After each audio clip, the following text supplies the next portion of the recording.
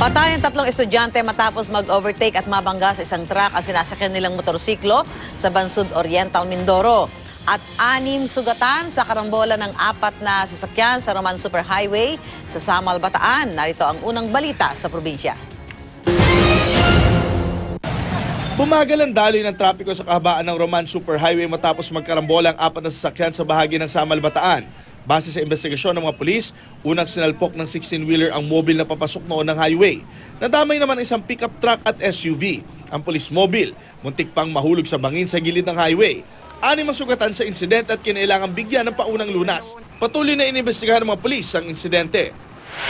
Dead on the spot ang 3 estudyante matapos makasalpukan nang sinasakyan nilang motorsiklo ang isang 10-wheeler sa Bansud Oriental, Mindoro. Papasok na sana ang mga biktima nang mag-overtake sa sinusundang motorsiklo. Pero tiyempo namang paparating ang 10-wheeler kaya't nabangga ang mga biktima. Sugatan naman ang 4 na estudyante sa San Andres Vocational School sa San Andres, Catanduanes. Matapos mabagsakan ng gumuhong bahagi ng isang gusali ng paaralan, mag-eensayo sana mga biktima ng sayaw sa multipurpose building. Nang biglang mabagsakan sila ng pitak ng semento. Nagtamo ng sugat sa katawan at ulo ang mga biktima kaya't agad isinugod sa ospital.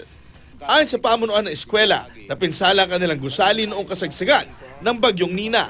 Nakabalik na ng eskwela ang 3 sa mga biktima habang isa ang patuloy na nagpapagaling. Para sa unang balita, Jay Sabale reporting.